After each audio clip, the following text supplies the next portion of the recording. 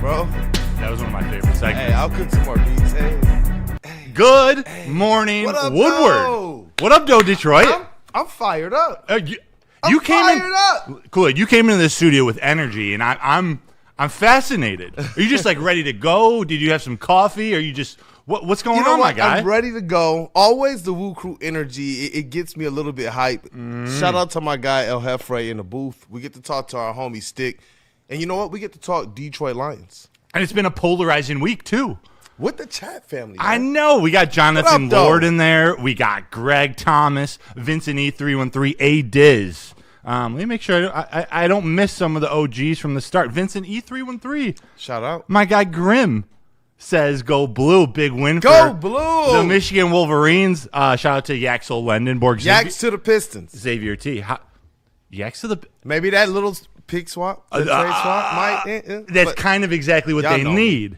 I keep hearing Cade gets falling farther and farther out of the MVP race, and I don't want it to happen. You know, he has time. He has time. Y'all know me. Always something about that. Jeff, how you doing today? I see you cooking up mock drafts that we're going to talk about in about an hour and 10 minutes. That's why he has his mad scientist look on his face. Yes, that's why you gotta have a mad scientist look, man.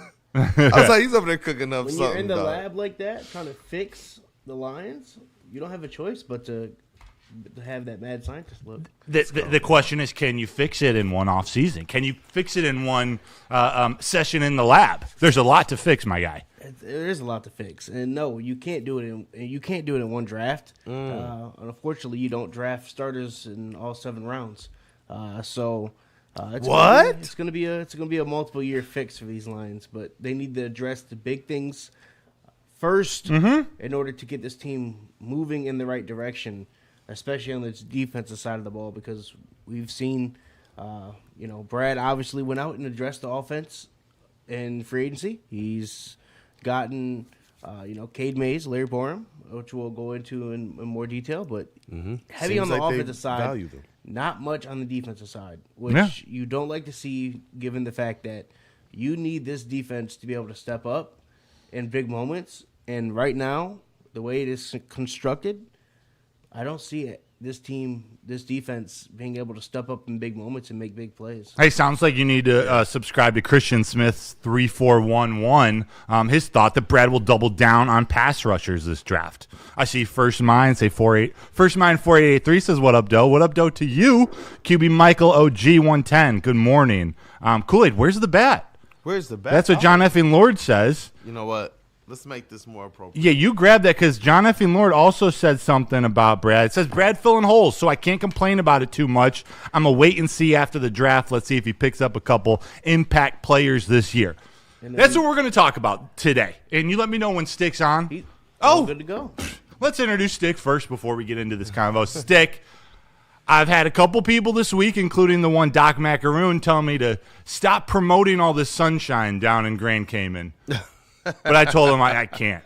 Good morning. How you doing? Good morning, man. And it's always Doc to bring a little, dark cloud over everything. Yeah, we're bringing it back, boys. New mindset, old mindset. But now Doc is a pessimist at best, and I love him for it. But he has some interesting takes, and he loves to sell the doom and gloom about the Detroit Lions. It's a simple take. It's an easy take. It's the low-hanging fruit. But, I love Doc. It's just he lives his life off of hating, and I live my life off of positivity. It was just two different strategies. Yeah, and he was playing, making fun. He was he we're wasn't good being friends. serious. But I know you as a man who's very very direct. Everything you do is usually for a reason. So I'm wondering, wearing that shirt today, is there some other meaning to it? Is there a theme that you're going to bring to the table today? Wearing the kneecaps Wheaties shirt. I just sometimes think people need to remember who the fuck we are. And, like in the off season, and especially after a season where you don't make the playoffs, people kind of have already jumped off the bandwagon and, Brad can't do it. Dan can't do it. This team can't do it. The core players that we have can't do it. He's not signing enough. He's not active enough. And it's just, at some point, it's like, hey, man, you wake up, you look yourself in the mirror, you realize you're a lion, and then you go to work. You can't worry about what all the sheep are saying in the streets. I like that. You know what? And it's something that, like, I want that defense to be better. It needs to be better. And I agree with you there, Hefre, but I know this. This was never going to be fixed in one offseason, let alone in one draft.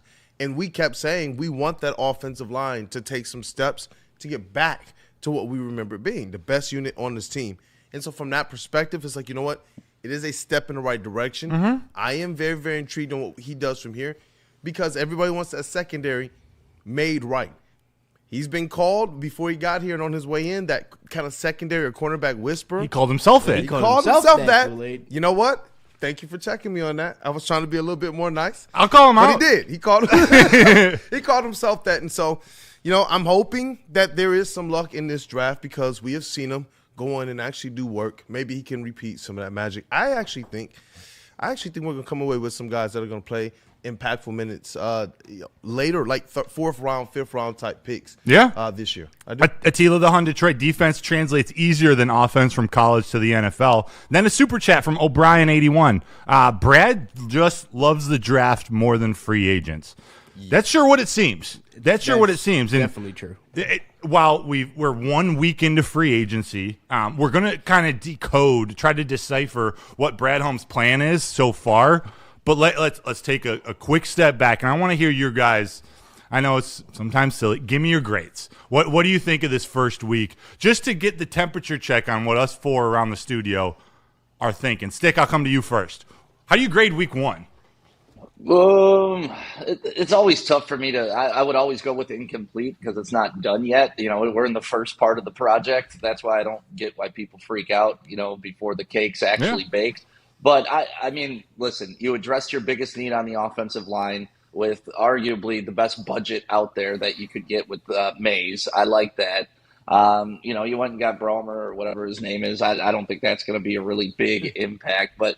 To me, it's always about the moves you didn't make, and letting Taylor Decker walk, and the fact that nobody else has jumped to sign that guy should give you a pretty good indication of what Brad did was the right thing. Yeah. Because if Taylor Decker was this end-all, be-all left tackle that could protect the quarterback at an elite level, he would have been signed by now.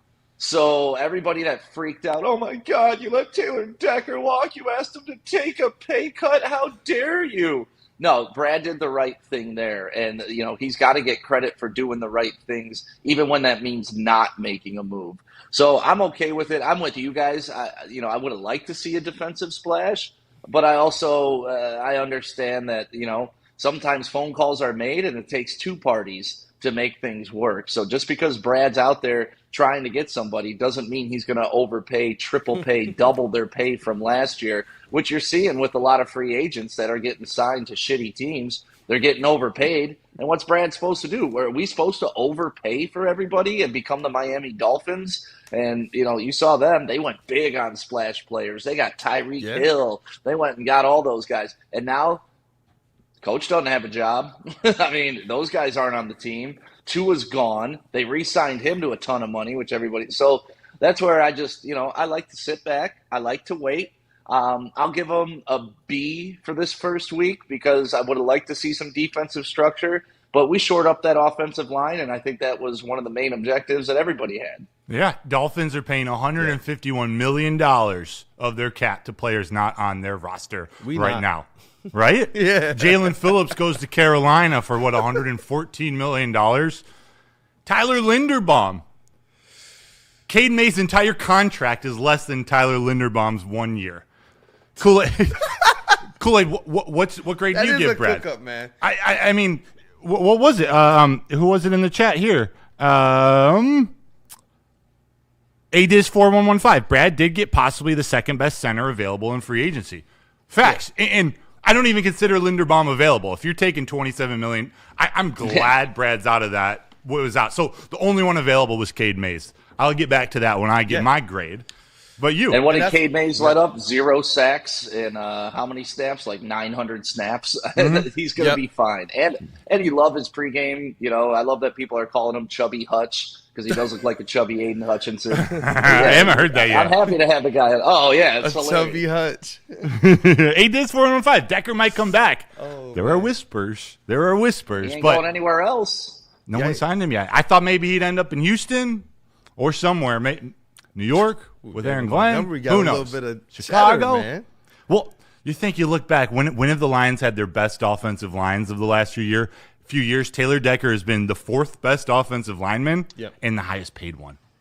That's not a good. That's not good math in my head. It's not a good recipe at all. No, Not at all. But you said something interesting. It was realistically, Linderbaum was not going to be in the price range we wanted. So this was Cade Mays or bust. Yeah. And so in that perspective, I didn't know if Brad Holmes was bringing those type of stones to free agency. I wanted him to do something on the defensive end, but I also understand how difficult it is for him to go out there and make a couple of these types of splashes with the contracts that you see going out there. That's what, I'm glad that Stick brought that up, because some of these people that we wanted are getting contracts, and I'm like, ooh. And then some of these other guys, I'm like, well, just take a flyer on them. I'm like, well, how much would he really help us over some of the guys that we have here right now? So my grade for Brad Holmes right now, it's a B-. You go and you get Cade Mays. I think that brings that grade up a little bit. I like Isaiah Pacheco from this perspective. Huge. He's coming in here to just be chaos.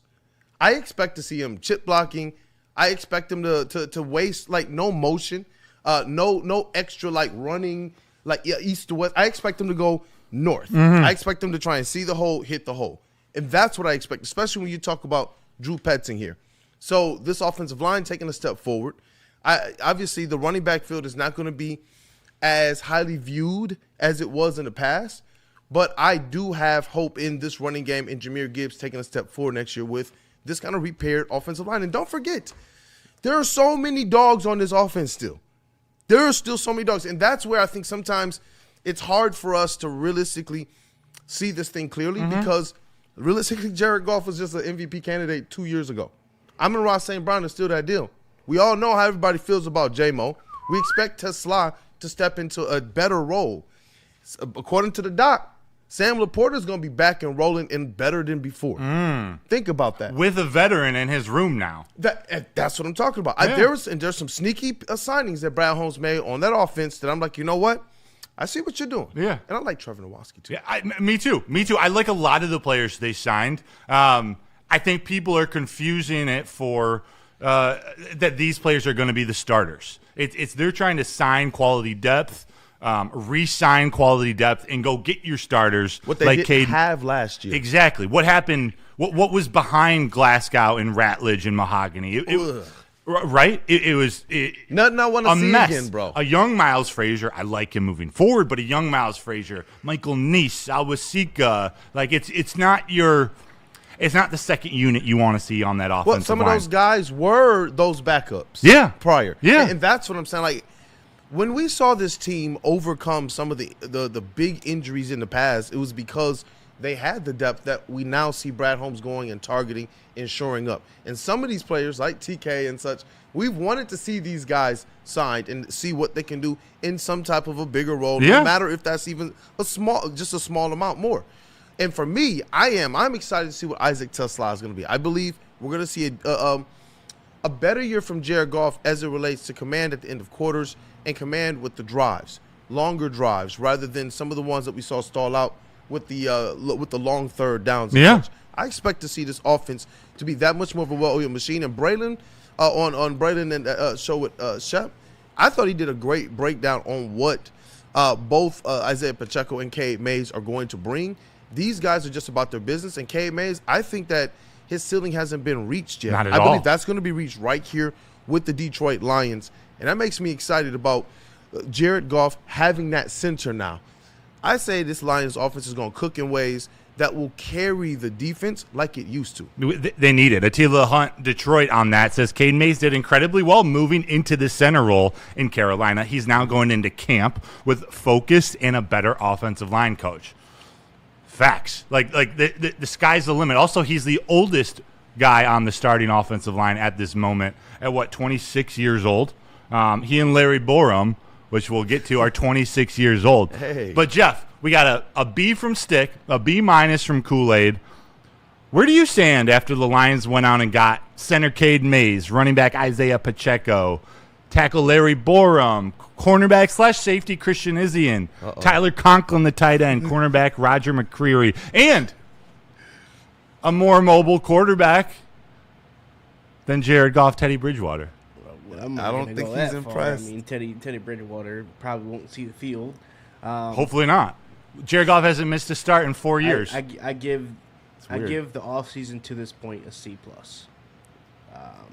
You getting Cade Mays, obviously. That's nicer than I thought you'd. We all wanted the Lions to address the center position, get someone in there that has experience, that is a veteran, because you want them to be able to, get back to what they were doing before in running the ball, and not only running the ball, but protecting the rush, the pass rush up the middle, because that's where Jared Goff seemed to really struggle with the pressure, not from the outsides, but from the middle. So that's a win in my eyes. Yeah. Cade made that's a win in my eyes.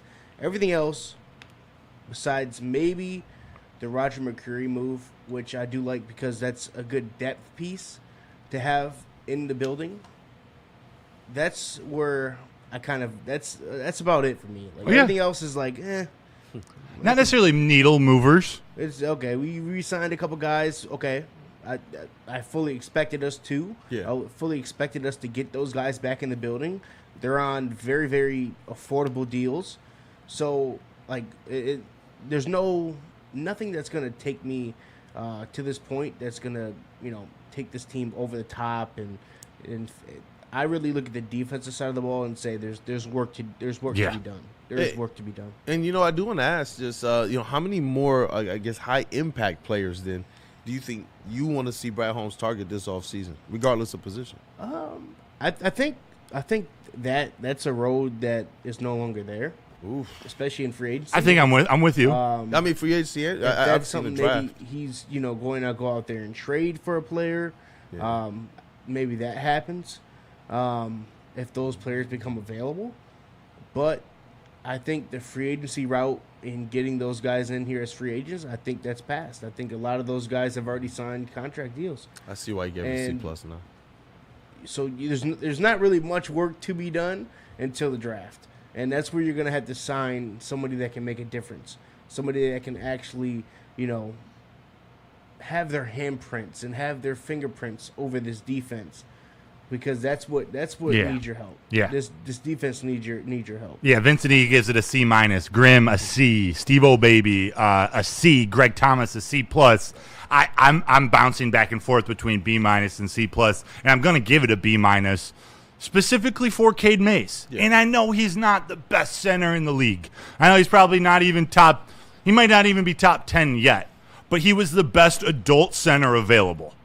I didn't want them to go into the draft and draft a center. I didn't want them to move Tate Ratledge to center. I wanted someone who's been in the NFL for several years, has experience at center, and a bonus that he's getting better. A bonus that you got him for, $8.5 million a year? Like a very reasonable contract. You got him for a contract length of 3 years on, I believe, $25 million.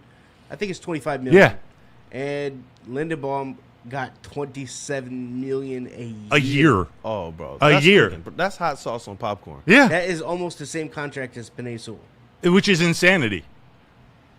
That's spicy. It's hard to blame the Raiders. I mean, it's kind of an absurd contract. Hard to blame the Raiders, but they're going to draft Mendoza. Hey, they got it, though. When you got it, you got it. Yeah. They can make him the highest paid center, for those 3 years because, they're going to have a rookie quarterback. They're going to have. They got second year Ashton Genty. And by the time this guy's contract is up, you give the sign into another deal, and you hope that the cap has somehow risen and allows you to do so, because you have Fernando Mendoza on this cheap deal as a rookie that allows you to be more flexible with who you have around him. Hey, China virus D-, only one starter, the rest are backups.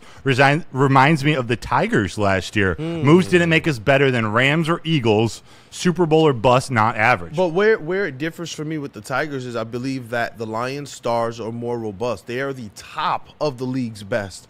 And that's where I think it differs. Now, obviously, if you have Kirby Joseph and Brian Branch in that safety room, that's completely different. And I saw Kirby Joseph making his way around town. He was also at LCA. Retweeting. Got everybody hype, man. Retweeting Woodward Sports saying comeback player of the year. Yeah. And so the insinuation is he might be back there, and that would change a lot for me. That would be like signing an impact player. That does. That would be a lot, huge. but it doesn't change everything. But you weren't ever going to change everything, and that's where I need my big dogs. If they are on the field, they got to play like big dogs this year. Well, obviously, we all love Amon-Ra, St. Brown, and J-Mo, but they're going to get a lot of targets, so they might have some drops. But to see them first and third, sometimes that's just a little like, oh, you want to see these guys be better. And for me, I think Tate Ratledge is going to take a big step forward in year 2, especially with an improved offensive line. But Stephen Baffey, he said, A, for me, I can't find a flaw in any single move. And for me, though I appreciate the moves that Brad Holmes makes, Stephen Baffey, I wonder what moves are there that you wanted him to make or that you think he should be making from this point forward? Yeah. And how would you grade that? I wonder, and Stick, I'll come to you next. I wonder if some of those moves aren't necessarily that the players they signed are bad players. Like I like adding Roger McCreary and Christian Izzy into that secondary. You have more experience going into this year. Again, hoping Branch and Kirby and Terrion and his Rakeshar are healthy. Put that off to the side for a second. We don't want to see Izzy. You upgraded your depth. You got younger. But I wonder if Stephen Baffey Stick is talking about the guys like Jaquan Brisker who got signed for 1 year, $5 million. If it's letting AQM walk for a contract up to $6 million. Nope. You let him walk. Who there was one other. There was one other. Love you. Lopez. What did he get? Lopez, he went back to Arizona. He got paid 6. He got 6, and it's on the fringe. But Stick, the question isn't whether Brad Holmes has a plan; it's whether that plan is aggressive enough for this Super Bowl window. Are you feeling good about not just the players they sign and what's next? Because I know you're a wait and see, but some of the lower tier contracts that we saw pass the Lions by. Yeah, I'm okay with that. Once again, I think a lot of those guys got overpaid, and going back to the Raiders paying out the ass for their center. When you're a horrible team, you got to do that. Remember when we got Jamie Collins here and all those players that we had to overpay when this team was absolute trash? Like, that's just part of being a trash team, is you got to pay over to convince guys to come at you. One thing I think we're neglecting to mention, probably one of the biggest things that happened this past week, is the restructure of Jared Goff's contract. Yeah. I mean, everybody was calling for it. Oh, he's not a $70 million quarterback. You're right. He's $39 million now, and he gave us $32 extra million on the cap this year. So, once again, Jared Goff just showing an absolute elite leader, an absolute team player, here to win for Detroit. And anybody who knocks him, I think you're an absolute fool. Guy's playing at a top 5 MVP caliber level for the past 4 seasons and decides to take a pay cut for the greater good. So he's given Brad Holmes a little bit more freedom to be able to do what he wants. And then when you look at how much spending has happened in this offseason so far, like the Lions have spent, like, I believe the 5th least in the league, but the other two of those people above us are the Vikings and the Packers. So it's not like the Packers and the Vikings got better by leaps and bounds either. I mean, I would argue the Packers are done. They lost Malik Willis. They're going to have to rely on Jordan Love, which everybody knows that's an overpaid contract. Yep. And then Micah Parsons, who they gave up the farm for last year, isn't going to play till mid-season at best. And when he comes back, it may take a year or so for him to even get back to somewhat of what he was. So their whole future is in the shitter. So there's not a team in the NFC North that I'd want to trade places with right now if I'm the Detroit Lions. And I'm feeling pretty good about it. And then when I'm looking at all these free agents that are available to still address the positions that everybody's worried about, Joey Bosa's still out there. Would you guys be comfortable if they signed him at edge? Yep. I think so. Let's see. AJ Epinesa, I liked him in Buffalo. He's out there at an edge, only 27 years old. Cam Jordan available. They signed him at an edge. So I just think one of these placeholder guys like that would turn the tune of a lot of people. And, just like everything's patchwork right now, right? You're not going to sign another Aiden Hutchinson out the gate. Max Crosby still out there after the whole debacle or whatever you want to call that in Baltimore.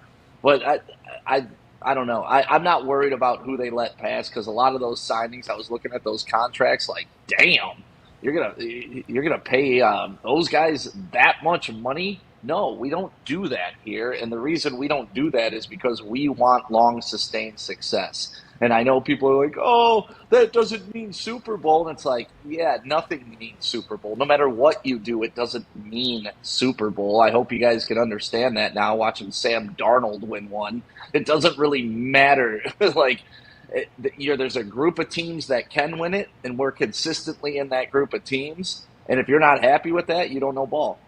Yeah, I imagine the conversation being like Brad, like, hey, Jared, how about that? We got to get this contract figured out.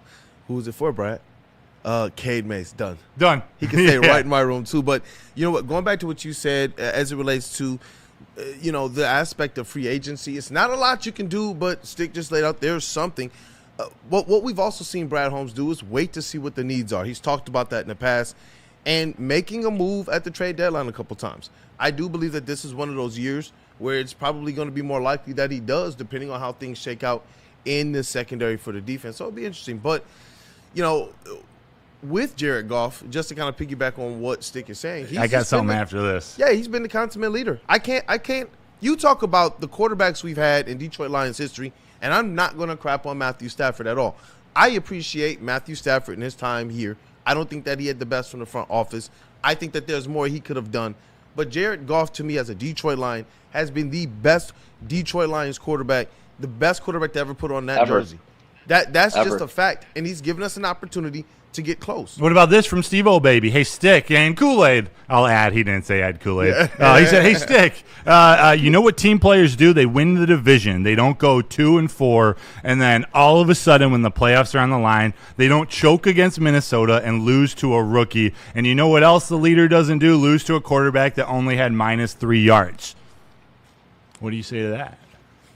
I'd say that's the same guy who delivered you more playoff wins in your history than you ever had. I'd say it's a guy who beat your King Stafford in the playoffs in Ford Field. I'd say it's a guy who led us to a 15-2 record and a #1 overall seed. I'd say it's a guy that, we didn't make the playoffs with a winning record. And, yeah, one of those two games against Minnesota goes different. The Lions are in the playoffs. Last year, to me, was more of an anomaly. They were just steps away. They were just inches away, a drop away, just a small thing away from being in the playoffs. And then you never know what's going to happen. That's why I'm not panicking this year. When I watched that team last year, I saw a team that just couldn't put it together. I didn't see a team that was absolute dog shit and couldn't compete week in and week out. It was just certain things didn't go their way last year. And that's how it happens in the NFL. Talk to the Kansas City Chiefs. Talk to San Francisco 49ers. Talk to any team that's been in contention and suffers an injury or suffers a ball bouncing the wrong way. That's the NFL, man. They want parity. So to me, when I watched those games last year, it was frustrating because we knew the talent that they had. We knew how close they were, and it just didn't happen. But I didn't watch those teams and turn on the game every Sunday like, oh, we don't stand a chance this week. We don't stand a chance against anybody.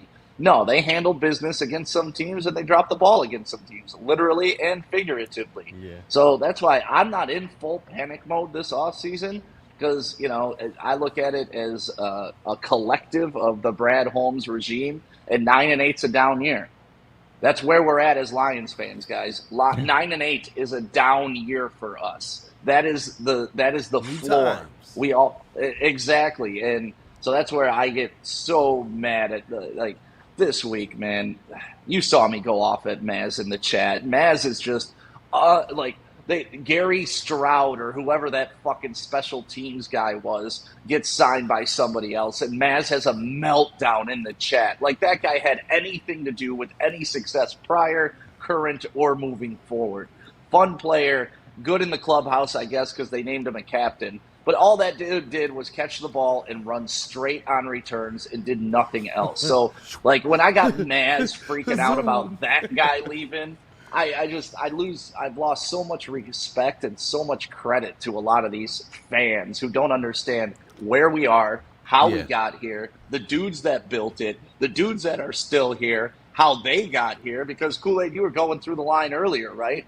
Like, look at the offensive side of the ball. How did Penei Sewell get here? Drafted. How did Amon-Ra get here? Drafted. How did Jameson get here? Drafted. How did Sam Laporta get here? Drafted. And it's, okay, but Brad can't draft. Brad doesn't know what he's doing. How did Brian Branch get here? How did Jack Campbell get here? How did Aiden Hutchinson get here? But Brad doesn't know what he's doing. I think he's about to cook in this draft. I don't know the feeling I got. I do believe he's going to cook in this draft. But I think one other thing that impacted things in ways that we didn't foresee coming is injuries happen, right? But that many injuries to the guys that you actually gave the money to as well, and the guys you want to give the money to, like Sam Laporta, like Brian Branch.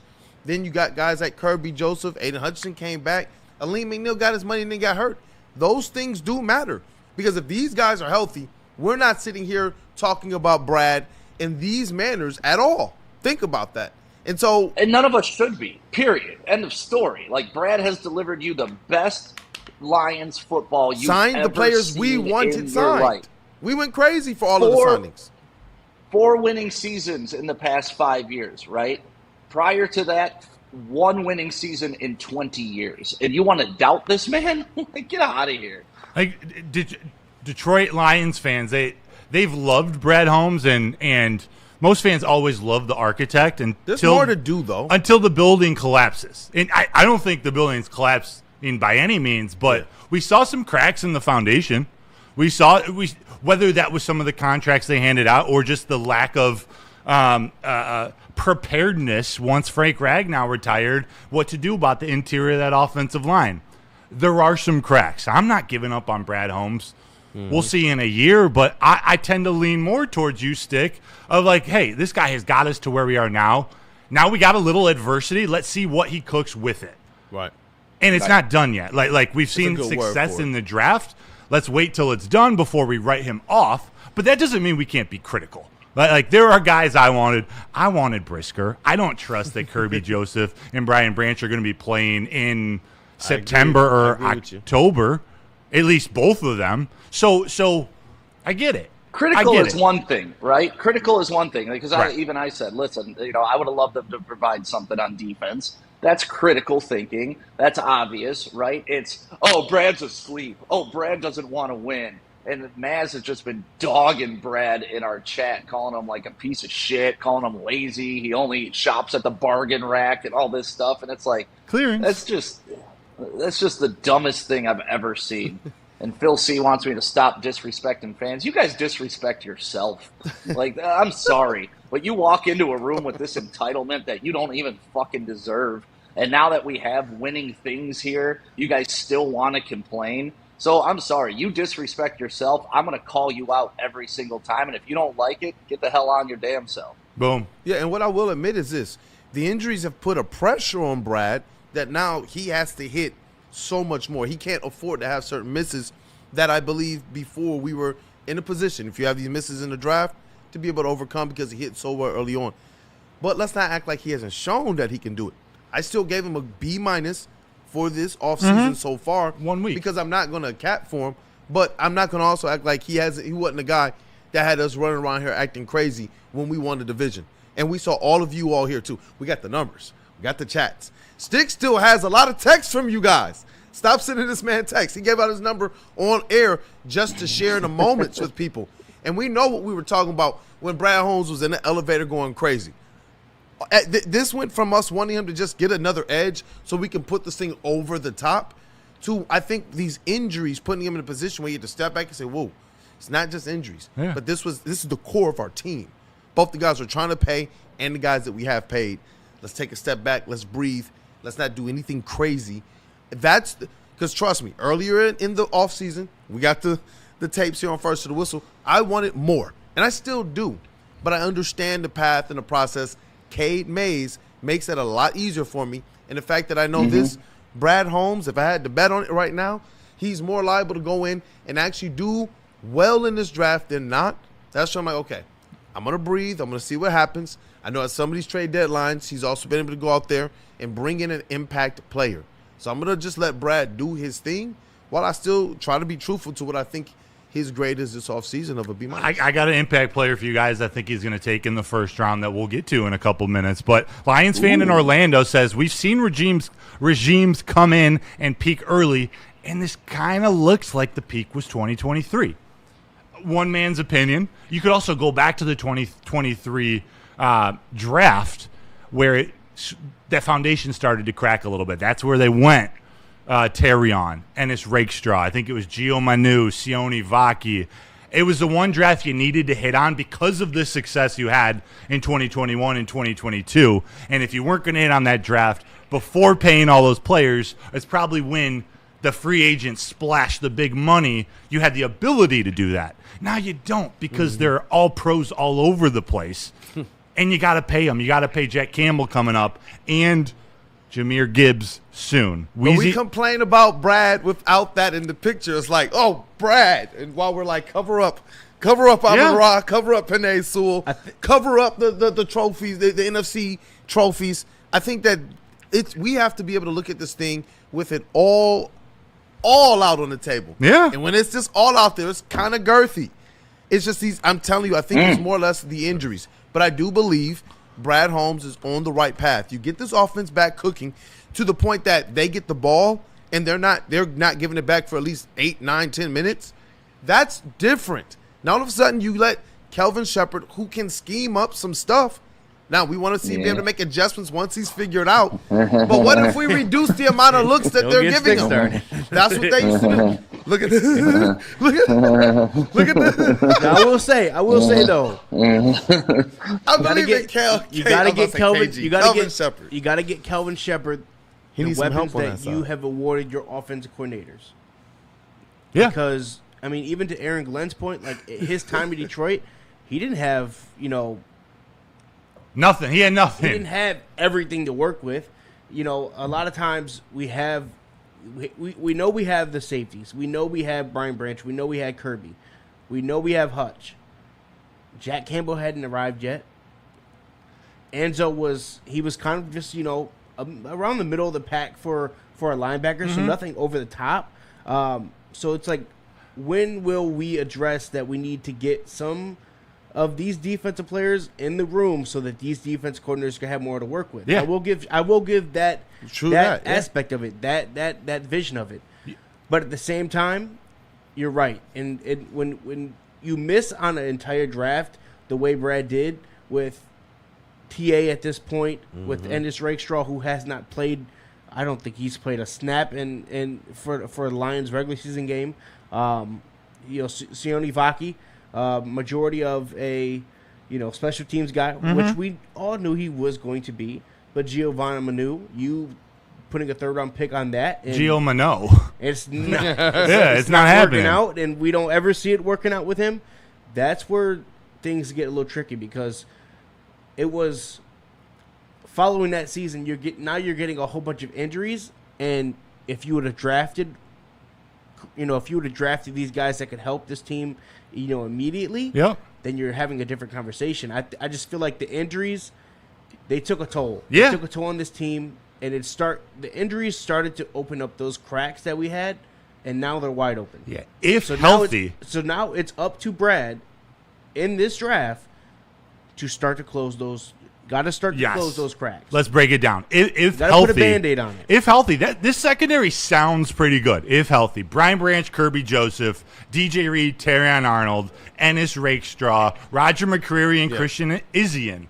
It sounds good if trying to keep my healthy. mind in those yes. places. I don't know if it's a finished product, but what I think some of those moves lead you to believe is he's not going after a cornerback in round 1, 2. They don't have a third-round pick. He's not drafting a cornerback early. Probably not drafting a safety early. I said this to you, Broder.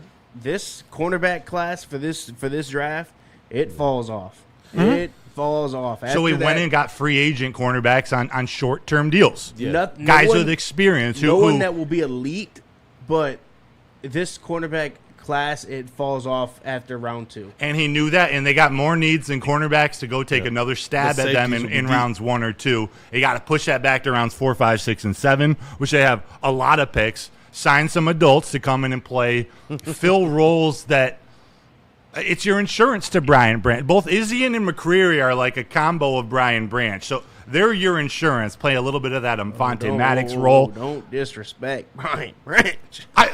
Don't disrespect Brian Branch. By saying two respected NFL players are trying to fill some of what he can do. Yeah, he's that good. I don't think them two together are a fraction of Brian Branch. Fair, you might be right. I don't think what I said Branch is disrespectful to Brian Branch. I'm saying he's that good. You're going and getting two guys to fill some of what he can do. We don't even know if Brian Branch is going to be back to his same self. But I want to talk offense first, and it's going to lead into the draft. I'm praying.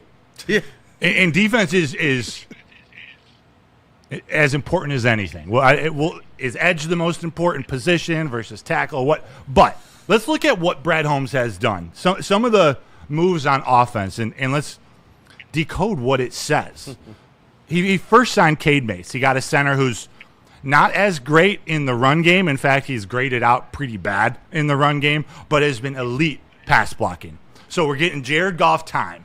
If anything, we're getting him time, and we're allowing Jahmyr Gibbs to at least get the handoff and be able to do what Jahmyr Gibbs can do, be an elite playmaker with the ball in his hands. He's hard to tackle. He just was being tackled before he even got the ball last year. You know what it tells me too? What? Return of the play action. Yes. That's what it tells me. So if you know what whether his run blocking is good or not, if he can give Goff the opportunity to get time, especially off of play action, that's going to get the defense to sit just for that extra half second. That's what I want to see. You talk about their third and longs. How'd they even get in those situations? Right. Those types of plays they seem to work so less. I don't know if it was just the innovation or the creativity of Ben Johnson not being there or not, but when you look at how bad the center position was and how much more we can expect Jared Goff to have with Cade Mays, I'm expecting that to get better right away. Yeah. And don't sleep on Isaiah Pacheco. Yeah, Isaiah Pacheco, I think, is a major key to this offense. You look at his conversion rate on 1 yard, 4th and 1, 3rd and 1. I think it was almost 100% last year in those conversion rates. And we discussed it last week. That's where the Lions really struggled, was 3rd and short and 4th and short. So now you got a guy that comes hell or high water. He's going to get you 1 yard. He's going to go get 3 feet. No matter what he has to do, he's going to get you 3 feet.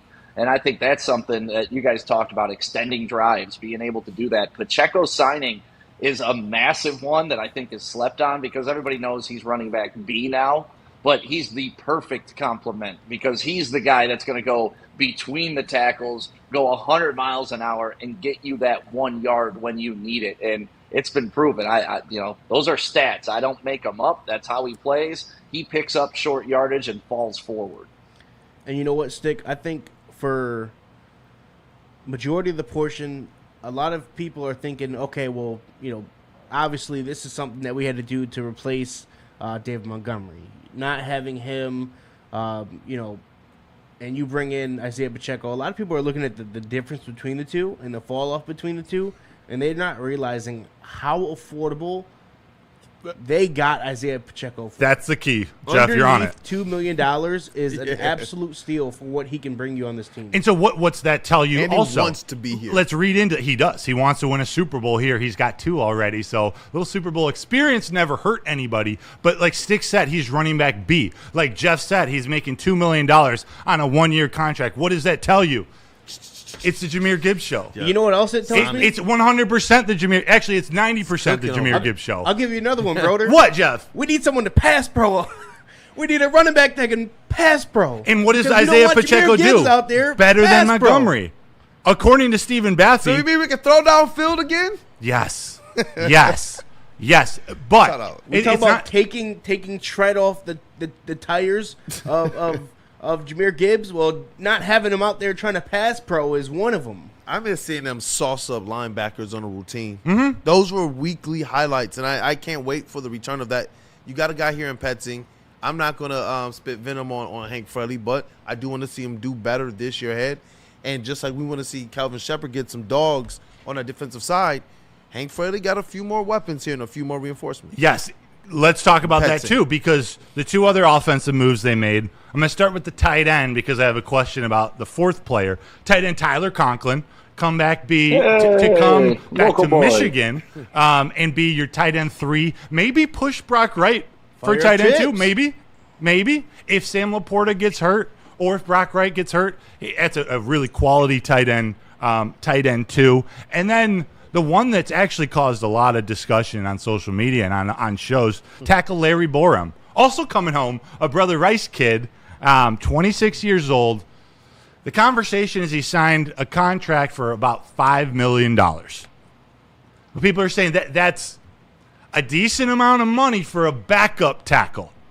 Does that $5 million contract signify that Brad Holmes, Hank Fraley, Dan Campbell are going with Larry Borum as your starting right tackle? Penei Sewell left tackle, Borum on your right? Let's start there, and then I got a couple follow-ups for you guys. Stick, are you comfortable? Yeah. And do you see that? Actually, let me flip that. Do you see that being Brad Holmes' move, and are you comfortable with it? Not extremely comfortable with it. I mean, Borum is what he is. He's a serviceable player. I know he's Brother Rice guy, and shout out to the Catholic League. Always got to show respect to those guys. Yeah. But I think he'll do fine, right? And this is what we were talking about last week. You're not going to have studs at every single spot, and I think he'll be fine. He'll kind of be like I don't even want to say Zeitler level, because even though we had Zeitler near the end. I thought Zeitler did a hell of a job when he was here. So he was nearly an all-pro right guard that final year with us. Yeah, so I don't want to say he'll be that. The term I will use is serviceable, and that's what you need. Like you said, you got Penei Sewell, you got Borum, you got Mays at center, you got Tate Ratledge, and then whoever else they're going to throw at right tackle, which possibly Taylor Decker once he comes to his senses and re-signs. Yeah, I think they got to address the tackle position because Larry Borum, the guy who was getting absolutely annihilated by Aiden Hutchinson. It is Hutch in a now. Joint practice. It does need to be addressed. Those practices meant nothing. But there's elite edge rushers on every team, Kool Aid, just about. Okay, so here's it. It does need to be addressed, but how it's addressed now is the question. You look back to some of the. We'll go 2 years back where they had what I think their best offensive line of the last couple of years. You got Decker, Glasgow, Ragnow, Zeitler, and Penei Sewell. Yeah. Would you say Graham Glasgow was serviceable at left guard there in 2023? Mm-hmm. Yeah. That's exactly what he was. They had really strong players at the other 4 positions and a serviceable left guard.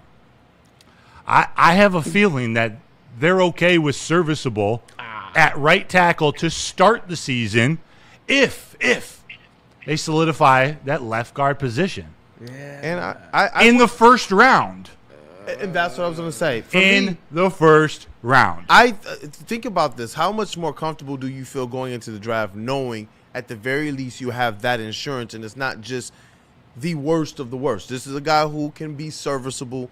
That's what I believe, too. I agree with Stick. I agree with where you're going, too. So I feel that much more comfortable with Brad Holmes going in knowing at the very least we got a guy who can step in and play. But if you find that player in the draft that you believe is your starter, then you go on ahead and you cook and you still have some rotational depth on that offensive line. And so for me, when I look at the investments made overall and I take a step back and I'm looking at, okay, what is he doing for this offensive line? It's Cade Mays. It's Larry Borum. We know that last year he got Tate Ratledge in here as well, and he's probably going to go into this draft and add more to this. That's a lot of investment. That's a lot of investment to this offensive line. I know it's not all that we wanted, but when I look at what some of these other offensive linemen were getting paid, that's when I'm like, you know what? He's kind of walking as easy as he can. Cade Mays, big pickup. Larry Borum, serviceable pickup. And then what he does in this draft, he's going to have an opportunity to add, I believe the correct phrase is high-impact player to that offensive line. Stick, Jeff, and Steve O'Baby in the chat. If you're Jared Goff, if you're the Detroit Lions, are you more comfortable with your weakness being a position on the interior of the offensive line or on right tackle, where, let me remind you, you have Sam Laporta, Brock Wright, and now Tyler Conklin to help out the right tackle, where you don't have anyone to help out your left guard. And all your tight ends got obliterated last year. I think it comes. If anybody ever played football, you got to address what's coming up the middle first. That's A, B, and C because that's direct pressure. It's a shorter path. and everybody knows you block inside out, and that's how you got to do it. So I'm okay if our weak spot's the right tackle, because like you said, you can chip, you can do things to protect. When we were getting blown off the ball in the middle of the line last year, it disrupted so many things. It put the offense off timing, even though it still was a top 5 offense in the league, and Jared Goff showed that he can perform with an underwhelming line. You want to address the middle. Believe me, I'm all for, if Monroe Freeling is there, take him. If Francis Mauigoa is there, which he's not going to be, take him. I don't know about Spencer Fano. Those big guys, I'm okay with you, take them. But why not go out and get Oliva Vega-Ioane out of Penn State, the best left guard in the class? Not a superior run offensive lineman, not superior in the run game, but by far one of the best coming out in years at pass pro. So you're talking about building a young in this best all around guard by far. Your interior, you got Penei Sewell, you got Ioane, Cade Mays, Tate Ratledge. Like, those three in your interior is not only Ioane starts day one, by the way. That means Mahogany's your backup, Miles Frazier's your backup, and Juice Scruggs is your backup. I like those backups better than I did last year. But what this does, it gives your quarterback who needs time, it gives him the best situation you can come up with in terms of what you have left. And then the tackles, there are some really quality tackles you can get in rounds 2, maybe round 3 if you can trade back up. Develop him with Larry Borum next to, ultimately take his job as soon as possible, ideally. But I'm cool with the Jennings Dunker, with the dude out of Arizona State, if you can get him at 50. Or you package 50 and a couple of the picks later on and move up 10 spots and get whoever it is. I'm okay if developing that right tackle. Drafting your future starter, but developing him and having the nastiest interior in the NFC North. Arguably in the NFL for years to come. I think a lot of it is going to come down to how the draft plays out, how most of these players fall. Because I can see Vega Ioane going way earlier than 17. He started late 20s, now he's up to like 13. 10, 11, 12, 13. And then for Monroe Freeling, it's the same thing. Like, he started off, toward the end of, round 1 toward, round 2, and he's just worked his way up, to being around that mid-teens, watch. I think for like what it was with Graham Glasgow we have to remember we had Frank there. Mm-hmm. Like that allowed, Graham Glasgow to be a serviceable player, right? So that he can maybe not be as elite as the rest of the offensive line was at that point, because you had someone like Frank Ragnow who was an all-pro center, someone that was the best center in the league at that point. And that's on that same thought process. That's where it takes a little bit of pressure off. Whoever your weak point is, especially when you can have a dog like that in the middle. That's something that That's the reason why. Having a rookie, like you said, I know you wanted this. Let me just touch that real quick. Having a rookie come in playing next to Frank Ragnow and next to Taylor Decker. Actually, Glasgow wasn't a rookie, but he was your weak link on that line, playing in between Frank Ragnow and Taylor Decker. My thought process of drafting a left guard early in round 1, or Pregnon in round 2 out of Oregon, you put in between Penei Sewell and Cade Mays. That's an automatic boost, just like Tate Ratledge felt with Penei Sewell on his right. Not much going on at center last year. But you got that. You got help for your right tackle with the tight ends. To me, unless Trent Williams becomes available for 1 year and a couple $1 million, which he's not, it seems like a pretty good theory. What were you thinking, Kool Aid? But I was just going to ask this when you're talking about the offensive line. We know how the Lions utilize those tight ends and such, and are we underestimating to a degree when we talk about those injuries and the impact of the players they could be if they get some back, those tight ends being back? You talk about late in that season as well. We're talking about now, we're able to just, have this tight end chip and help and this, that, and the other. Late in the season, they didn't have those guys. Now you're coming back this year. You're going to be a lot more healthy, not just across the offensive line, but also the other guys that help to chip in and do those things as well.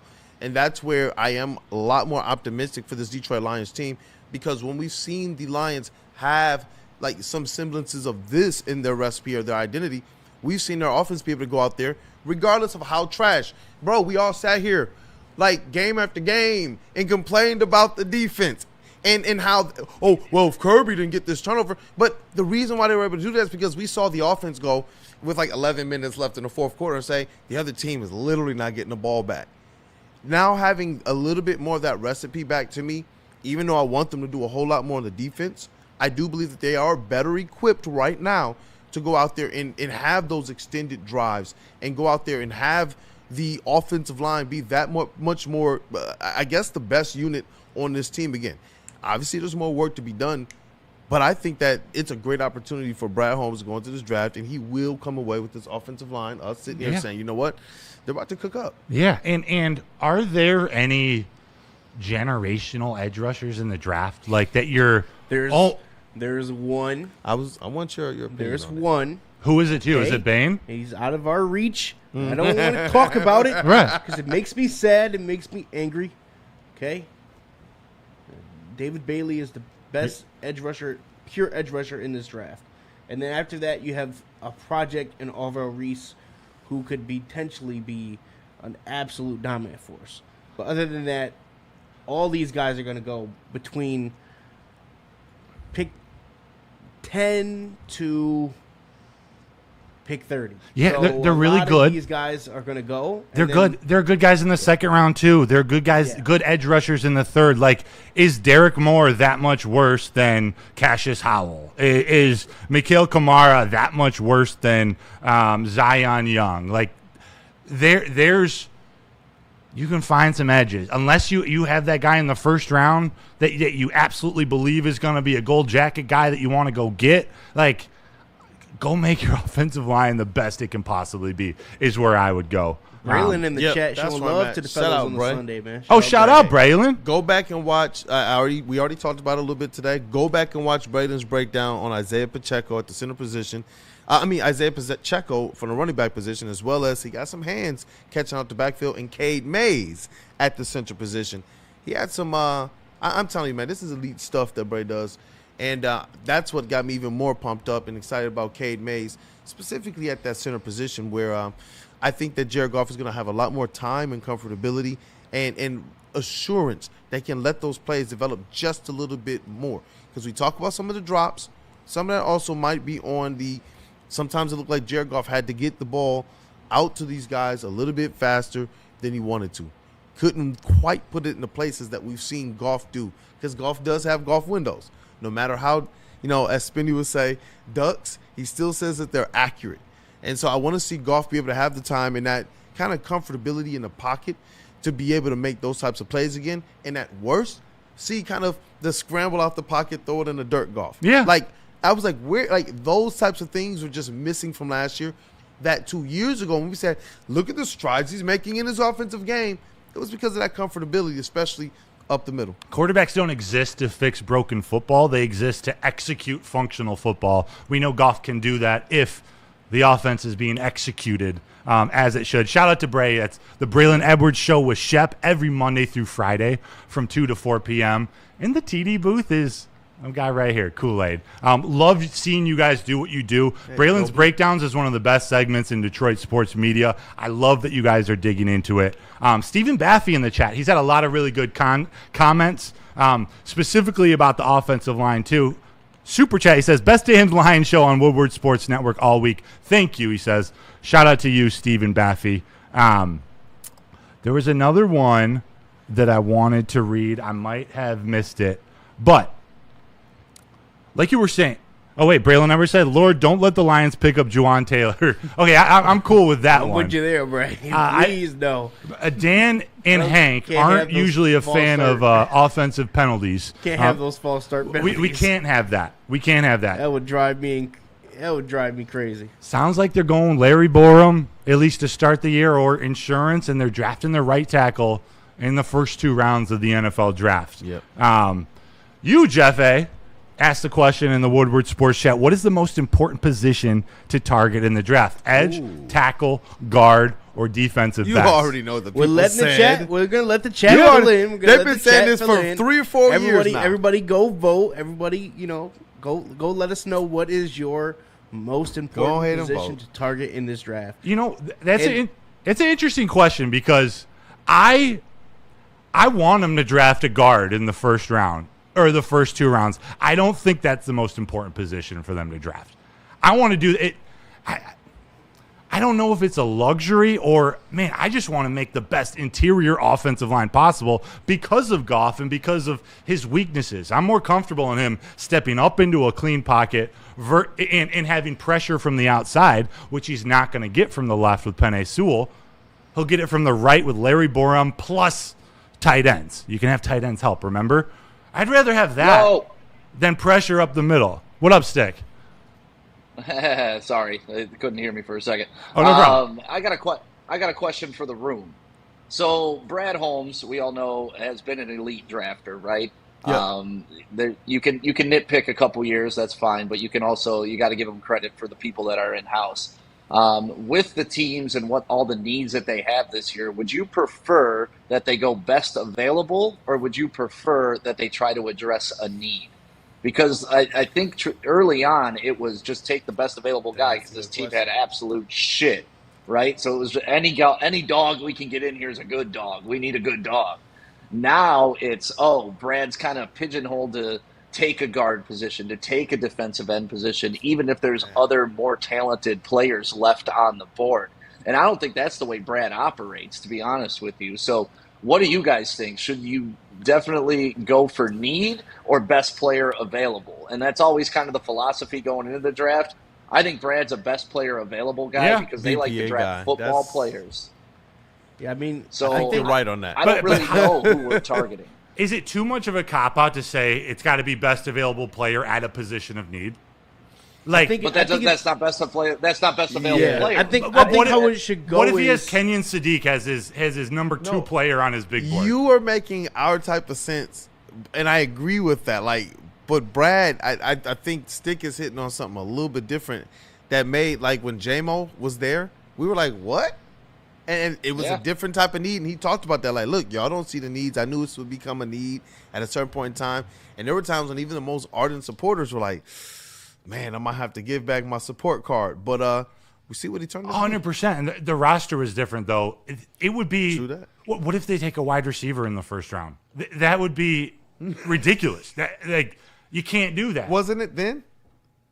But they didn't have J-Mo. Andy was injured. They didn't have J-Mo, though. It was the beginning. A running back was bad in the first round, taking and Jack then they Campbell signed Demo. Taking Brian Branch in the second round.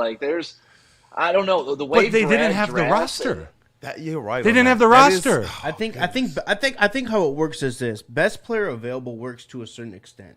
I think the Lions are in a position now where best player available might not fit with what they have.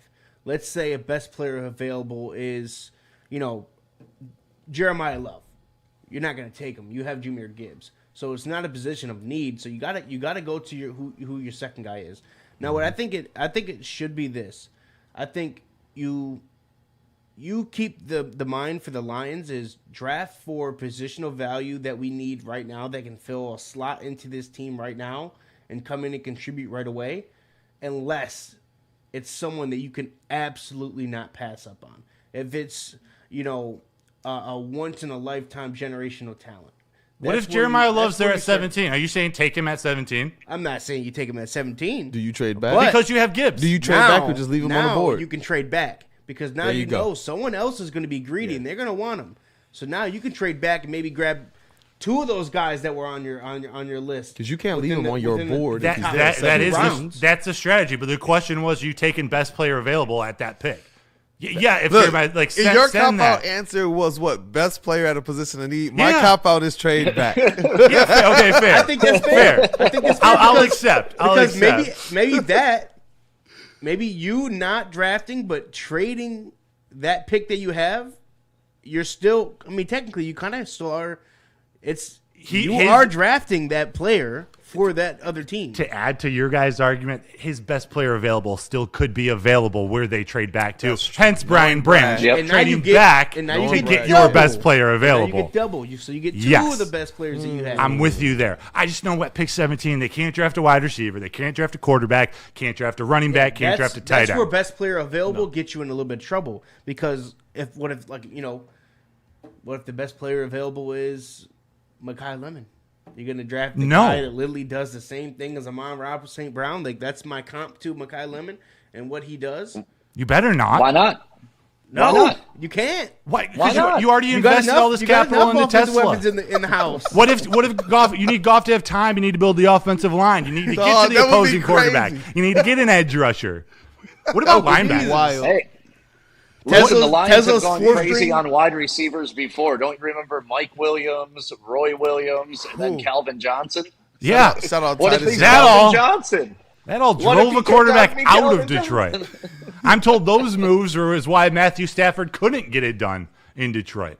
I know some was Joey Harrington early on. Yeah, don't forget about Charles Rogers. I was about to say Titus Young was a burner, man. Yeah, Titus Young out of Boise State. Titus Young is a second-round pick. Yeah, there you go. Now, so how about this approach, guys? Yeah. On offense, you go for need. On defense, it's best player available. 100%. I like that. Yeah. I like that.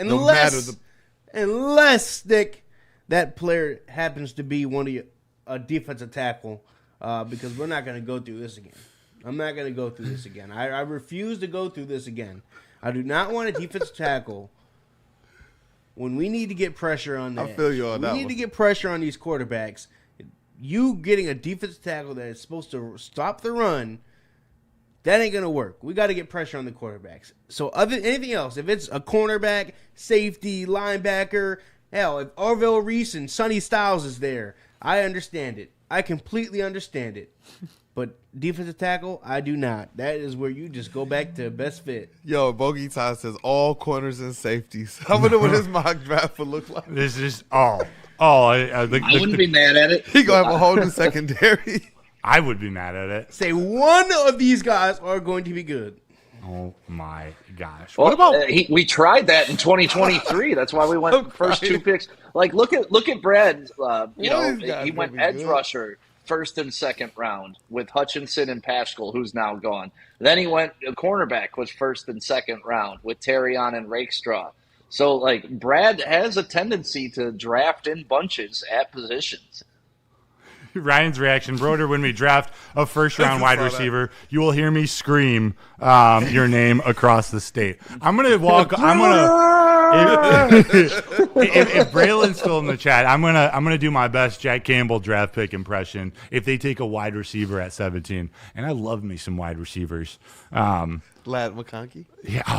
Hey, I remember. I love me some Lad. What about what's going on around the NFC North? We got 20 minutes to go in this show. Are any of the moves that the Packers, the Vikings, and the Bears making, including citing Kyler Murray in Minnesota, are any of them needle movers? I think we can sum up the NFC North by saying this. Brad Holmes has done the most work in the NFC North. Wow. Even more than the Bears? All right, Jeff. Bears have made some moves. They have, but it's like I don't really think any of those moves somehow put them over the top. They just spent money? Yeah, they just spent money. They had a lot of players leave that they just had to fill those holes. Fair. That's it. He's saying that they went to the mall. They were supposed to get some slacks. They were supposed to get some new jeans, the new J's, and they only left with food bags. Yeah, they went to the food court. Like for the Bears, like when this money runs out and you got to start paying these guys. Now you're going to be in a kind of a different situation over there too. But they moved DJ Moore. They got rid of Tremaine Edmonds. Like it seems like they're spending like a team trying to catch up, and it seems like the Lions are operating like the team trying to punch. Everyone is chasing, and is that how it should be? Is that how it should be? Wait, how's that possible? Yes, Nick, go how's run that with possible? It's all over. The window's over, Broder. How's it possible that people are still chasing the Lions? How does this Vegas is still have Caleb's them as the division now. favorite to win the NFC North? Yeah, Kyler Murray. All that shows is J.J. McCarthy was an absolute waste of a draft pick. Like you want to talk about Brad fumbling some picks. Imagine fumbling a number 9 overall pick for J.J. McCarthy when you had Sam Darnold and who was it? The white guy that Daniel Jones. Daniel Jones. Benjamin. Yeah, That's crazy. Yeah. He's got a new That's name now. crazy. He got paid That's again. wild. That's the thing. And like I talked about earlier in the show, the Lions have spent the 5th least amount of money in the NFL this offseason, but the other 2 in front of them are the Vikings and are the Packers. So the Packers haven't improved at all. They're a deteriorating product. I mean, you want to talk about window closed? Yeah, the Packers is closed, nailed shut. Like it's over in Green Bay. It's been over in Green Bay. The second they extended the floor. The Packers have lost yeah. everyone. Yeah. They have, I didn't mean to cut you off, Stick. They've lost everyone. They haven't gained anyone. So you're right, Stick. They definitely are deteriorating. I mean, all their players. Yeah, and then the Vikings, like really, Kyler Murray is supposed to be your Kyler Murray is your big play in Minnesota. So I'm not too concerned about the Vikings and the Bears. The Bears actually. What's that? They got that defense. Their defense, absolutely mastermind over there. Vikings. That's why I was hoping. That's why I was hoping he'd come our way. That would have been nice. And I would welcome that with open arms. No, that would have I'd been pick nice. him up from the airport. With a competent offensive line, though, Jared Goff and the Lions have proven they can they can go toe to toe and beat Florida. That's what you have to do, and that's why getting Cade Mays was so big. Yeah, you got to give Jared Goff time, and you got to let Jahmyr Gibbs actually get the ball, actually have the ball handed off to him. He can do more with a weaker offensive line. Neither of them can do anything with just getting met with at the 3 line. defensive players 3 yards back. You got to protect the $100 million. Yeah. And then let's talk about the Bears. Yeah, the Bears. Yeah. With a rookie quarterback contract. Well, but now they have energy. Well, they have a first place schedule this year. Don't forget, last year they played 4 teams that were dog shit, right? The Lions get the 4 teams that are dog shit this year. So I'm not too concerned about the Bears. We've seen what Caleb Williams can do. They can't beat the Lions. The Lions are so far in their head that it's ridiculous. Like I don't fear the Bears in the slightest. I know Maz jerks off over Caleb Williams, but not anybody else in the world. Yeah, Maz absolutely adores the guy. I don't know why I did that live. I can't believe I did that live. Yeah, let's clip that. Clip that. Put it out there. Hey, chat, you know what to do with that. Come on now.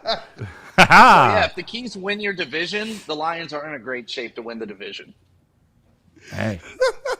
My only pushback. I don't really have pushback, but he's right, I'm with you on the schedule conversation. But there are teams that are on the schedule that make moves, like the Giants. Kind of like what the Giants are putting together, starting with their head coach. I don't think they're going to be a gimme if they're healthy. I know Braylon said that earlier in the chat too. He said, "Broder, Kool Aid. I like the Giants offseason." I don't like Darnell Mooney. But I kind of like Darnell Mooney to the Giants with Neighbors and with Dart and what they got brewing over there. They got all the players on defense. They got some. They're one of the bad teams that we got on the schedule now. But Isaiah Likely's a weapon for him. Yeah. And then who was there? They had another tight end explode. Who did? T.J. Johnson. Theo Johnson. Last year. Yeah. Even bringing in Greg Newsome, that's a player I wanted the Lions to get, especially for what they got him for. You'll take it for 1 year. Yeah, the Bears stick. They can be aggressive with their spending now because they're on Caleb's rookie contract. But they also got to hit on it. Their center retired. As they start to have success, their coaches are going to move on. They signed Khalif Raymond. I think a sneaky good pickup for them. But did I understand you correctly that Khalif Raymond game incoming? A returner is an important piece of special teams. I'm not losing sleep over that. TK 85 is fine. And Sailors if they sign him back. Dominic Stroud or Stroud or whatever Brock the special Stewart. teamers was. Oh, there you go. Stewart. Safe to say that this far into free agency, Stick, you're not really intimidated. You're not worried about these NFC North teams right now, right? But he was a captain. No, honestly, I think we've improved our team more than any other team in the NFC North has improved their team. Yeah. Yep. Anyway, Are there any concerns? My last question, because I want to use the last 10 minutes for your mock draft. Yep. With the guys the Lions let go, you let go Anzalone, AQM, both went to Tampa Bay. We'll be seeing them on the schedule too. Taylor Decker, Graham Glasgow. Do those hurt at the prices? I like what Stick's doing there. Do that again for a Stick. Bye-bye. And also, let me add a little. We can even do it this way. Let me add a little punch. For up to $6 million for AQM, what? He took a little bit of a jab at Detroit on the way out the door. Am I right? Broder. Who did? AQM took a little bit of a jab. Oh, yep, they're on the schedule. I'll see them. As if the Lions didn't give him a chance and put him opposite Hutch to get 11 sacks across 7 games. When an organization gives you an opportunity to make more money like you just did, just on your, you know what? Thank you, Detroit, and go about your business. You signed the contract you wanted to sign. You got the opportunity right here in Detroit. I'll give you one better. Go on, get. Dude, you didn't even have 11 sacks in your whole career to begin with until you got to Detroit. So is that a recipe for him to go out there and get another one? No, I don't think so. I think those sacks were just there. They just happened to be there. You happen to get lucky. You happen to fall on them at the right time. A lot of those could be half sacks that were paired up with Aiden Hudson. Like, we got to look at it from that angle. I don't think that, bringing AQM back was going to be some type of move that the Lions made, and it was going to be like, okay, yeah, definitely. Super Bowl, for sure. For sure. AQM is that guy. He's a depth piece. He's the guy you bring in to go get the quarterback. You pay $3-4 million, which he got as a backup. Yeah, and he's north of 30. And he had never been on a stable NFL team before that. Detroit's so that kind of gives schedule. that gives you that picture really right there. Like, okay, it was a one-hit wonder. It was a one-hit wonder type season. That's funny. Now this doesn't help the Lions in the current year or current years, but they bring in players sometimes on these one-year prove-it deals. For the most part, they end up going and getting a bigger contract elsewhere. Yeah. Go sign your contract like Roy Lopez and just talk about how great your time was in Detroit and move on. I don't like when players take these jabs on the way out. But who has left? Who has left and done exceedingly well? What do you mean? Oh, left Detroit and done left Detroit and become an all-pro. Left Detroit and become a game changer. Left Detroit and actually move the needle.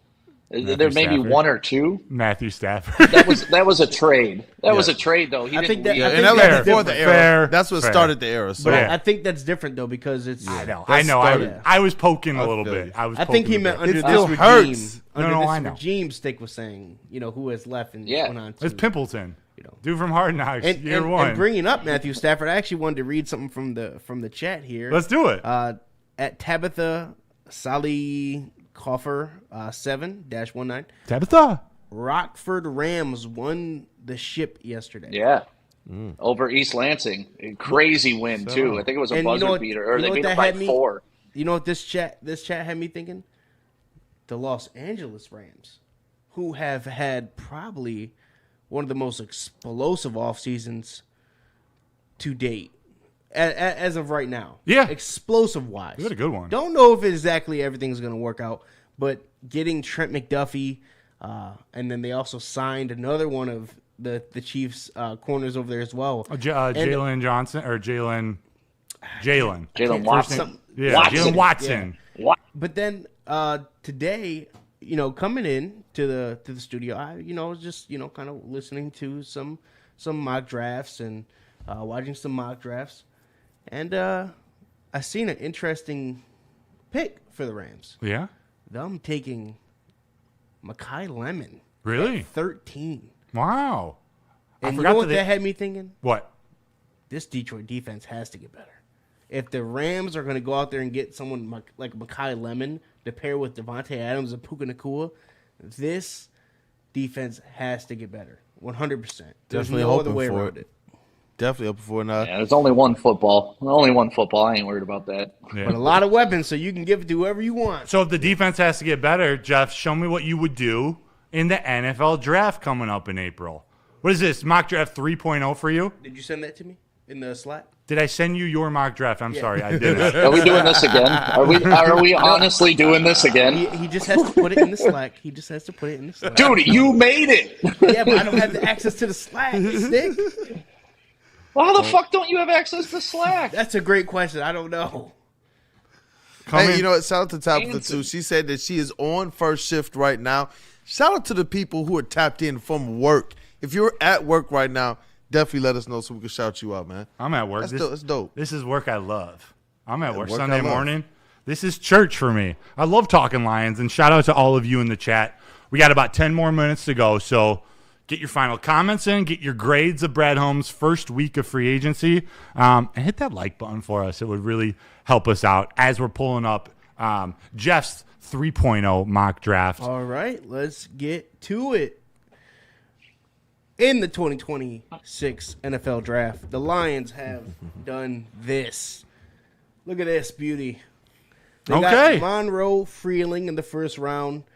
He falls to 17. You take him. A tackle that can play on the opposite side of Penei Sewell for years to come. And then at 46, you have to trade up because of the way the board fell. Edge rushers started to fly, and you had to go move up and get what I think is the perfect type of edge rusher that Brad Holmes and this Lions teams love. Someone that can, be a factor in the pass rush, but also gives you, the ability to defend the run at the same time. A big edge rusher there, and then you got to move up and you got to get the safety. I've been loving since I've been looking throughout the prospects here in Jalen Kilgore, who could be an absolute piece for this defense because he can play multiple different roles: safety, nickel. Who knows? He might be able to even bounce outside sometimes. He's just a football player. Yeah. And the Lions love football players. Love football players. They love football players. Hate basketball players, love football players. And then you're gonna take a chance on the corner at 128, with Dalen Everett from Georgia. But then deny Danny Sutton. I like him. Who could be an interesting, especially if you can get him at that. Yeah, at if he that falls round,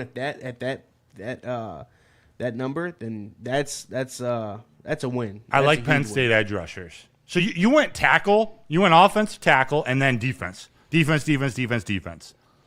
Which I'm okay You gotta with. hammer the defense. Yeah, you do. I like it. But can I poke one hole real quick? Yes. What do you do at the linebacker position? Are you saying that they're going to now sign a free agent linebacker? No.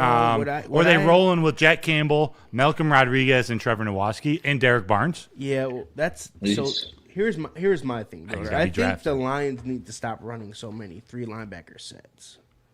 So it's a scheme. I think it gets them in trouble. Okay, but are you still comfortable with those 4 linebackers being your room? Well, I'm okay with those 3 linebackers if that's what it needs to be. I do believe Malcolm can. They signed Malcolm and Nowoski and Barnes. I think Nowoski is more a piece off the edge to me. I think he does a lot more of his work off the edge.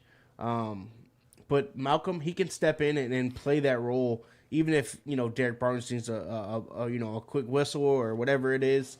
I think he's proven over his time that he's a football player. Like, he's gonna go get dirty. He's gonna go him on the team. He's gonna go do the necessary things. He's gonna take on offensive guards and centers right on to open up room for Jack to go and get a tackle. Love Malcolm on this team, but is he a starting linebacker for a Super Bowl winning team? No, but you're paying Derek Barnes starter money. He's going to be your starter. You don't have a choice.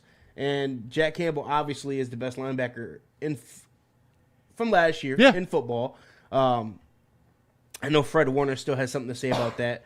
But I think you got to stop running so many 3 linebacker sets. I think you got to start using your safety, in this case, Jalen Kilgore, as if he is a 3rd linebacker, because then now you got a little bit more versatility. Now you got someone that can guard those tight ends and those running backs out of the backfield, and that's where the Lions are going to struggle not having Anzo, because he was the leader in taking on that role for the Lions. Yeah. Yeah, but this isn't somebody I expect to be super high impactful. Somebody you got in the 7th round, Andre Fuller. I see this guy in all the mock drafts going in the 7th, like a 6th or 7th round pick, but all of the news around him is that top teams are all tapped into him. The Rams, the Seahawks brought him in on a top 30 visit. the Cowboys and some other teams that we're going to be competing with in this NFC. When you put him on there, is it just because he's a name that's there, or do you think if you get him, that could be one of those sneaky good? Say that name one more time for me. Fuller. Oh, from Fuller. Toledo. I feel like that is because he's getting brought in by all of the top teams. What I'd say is it's an interesting situation because if you can get him in the later rounds, I'm all for it because it's someone who could potentially have some upside. Toledo has been a DB factory as of late, and he's over 6. He's 6'1". Yeah, he is 6'1". I want cornerbacks who can ride all the rides. But especially in those later rounds, if you can get a guy that has some potential to, I just keep hearing his name, be and I'm up just there. like, man, The knock on these value. guys are going to be, he didn't play against elite talent. But you gotta judge what you can see, and from what you can see is he has some potential. So can you get him in the building, teach him up a little bit, coach him up a little bit more, and get the most out of him? Especially in those later rounds, like you got to take a flyer on guys like that. Yeah, go such a cornerback thorough late in the answer. round. My only pushback again with the no linebacker. I going by your strategy with the scheme change, I understand it. And I would like a little bit of a scheme change too, but I'm looking at who the defensive coordinator is. He was a linebacker. So I have a hard time believe that they're going to deprioritize the linebacker position. Maybe draft a more versatile linebacker, but I don't think they're going to deprioritize it. And because you let Anzo walk, Jack's going to get all this money, and you already paid Derek Barnes. You can't pay another free agent linebacker, so he's got to come into the draft. For me, Broder, I think it goes to this. A lot of times these days, we're seeing safeties the same size as linebackers. Mm-hmm. So there's not. It's just these safeties just have a lot more. They got a lot more on tape and coverage. So that's where you kind of get kind of like the best of both worlds. You're getting someone that can cover these tight ends, these running backs out of the backfield. Can they stop the run? It gives you what it gives you is positional versatility. That's what Jalen Kilgore is. He is versatile. I love it. You can use him in so many different roles. If you want to use him as an extra linebacker playing in that spot, I feel like he can do that. I feel like that is something that he can. I'm not opposed to that train of thought. Not opposed to that at all. Not necessarily changing the scheme, but changing the position of the player in that scheme. Because even Malcolm Rodriguez is 5'11", 5'10". Little bowling ball. That is Jalen Calvin Kilgore Shepard's is 6'1". favorite. So, Bowser. It's not the height thing. It's just positional. These guys are going to get you're going to get a lot more of these guys if they're playing a bigger safety in that role because they have a lot more on tape for coverage. On that theory, we'll end with the. Well, you all get your last little statement to get off here, Hey, but good mock draft. I'll end with this. Why not screw the whole Derek Barnes out linebacker plan and just make him an edge rusher?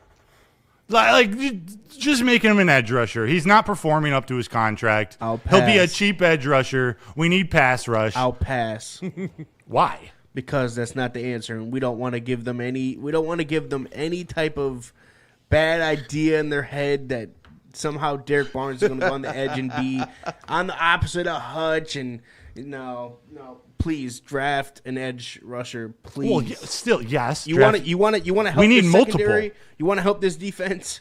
You need to go get an edge rusher that's actually going to have. You need multiple edge rushers. You need 2 or 3 before the end of this Good offseason. rotation. What if you already have one on your get roster Bosa. that has under a different position? Make this easy. I like Stick's option. Go get Bosa. Yeah. Go get him.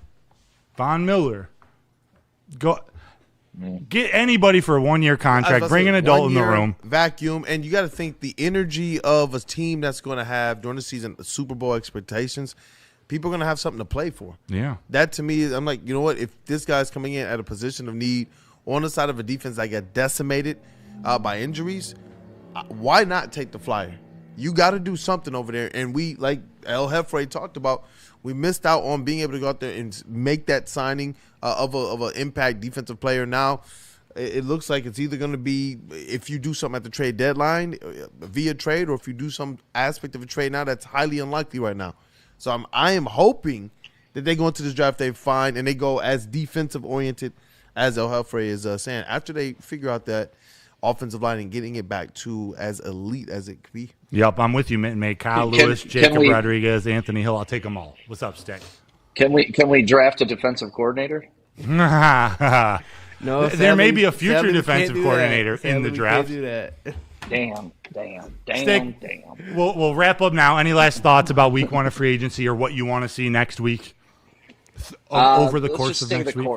Let's just stay the course, fans.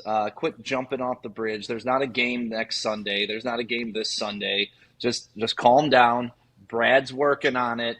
All your dreams and all your aspirations will come true. So just let the man work. He's got us this far. Trust Brad Holmes. Yeah. Kool Aid, does trading for Josh Sweat and Kayvon Thibodeau hold water? You don't have to answer that, but are you with Stick over this next week? Stay the course. Let Brad Holmes, who's historically made some moves a little later in that free agency period. Yeah. Bringing in, haven't all worked out, C.J. Gardner-Johnson, Cam Sutton, DJ Reader. And he usually has a surprise for us on the eve of every draft. He's the surprise guy. So it's like that's for me. I'm like, you know what? I'm not in a position to act as if Brad has fallen off. I'm in a position right now to say, you know what, Brad, let's see what you got. This was something that we knew was was effectively coming for Brad Holmes. What he did in the draft to be able to take this team from no hope, no real future, you're not a real contender, to what they are now. We knew that, okay, cool, he's going to be able to get us there, but when you get there, can you keep us at the top of that mountain? So this is the first aspect of facing that adversity, and that's where I do believe, you know what? I think he's going to make his way through this. I love it. I love it. Adversity causes some men to break, others to break records. Jeff. I do want to clean up a super chat.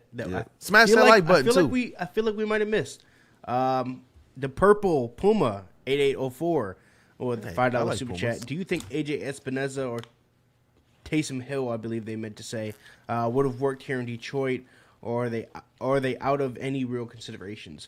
I feel like AJ Espinoza could be a player that could work in Detroit. Taysom Hill, not so much. I feel like the Lions they're in a different space. Yeah. They don't need, someone like a Taysom Hill that can, play quarterback and they just need a true tight end to go out there, and that's who they got in Conklin, and I feel like that is good. That's good starting point for getting depth in that tight end room. Yeah. And I don't think you need to add another one. I secretly always liked the idea of having Taysom Hill here in Detroit, but he's way too expensive. I just don't think it fits for the price. Yeah, it's not the time now. Maybe 2 years ago, you could do a little bit with him out of the back. It's not the time. So that'll be the show for today. I'll end you with this comment from Grim9488. It says, my final statement is the Wolverines winning it all. Rest in piss to OSU. Go Blue. Have a beautiful day, everyone. Go Pistons. Trey McKinney. Go Trey McKinney. St. Mary's guy, right? That's right. That's right. Everyone have a wonderful day. If you could hit the like button on your way out, that would be much appreciated. Share this stream if you could. That would be even more appreciated. And then all week, if you could tune into our Woodward sports shows. Let's go. We got shows all day long, Monday through Friday. Give us a follow on social media. Like, comment, share, all of it. Thank you all for Let's supporting. have these conversations. And we'll see you next Sunday on First to the Whistle for another conversation about our Detroit Lions. Let's do this. Let's go. I'm fired up. Let's rock, man. Jared Goff.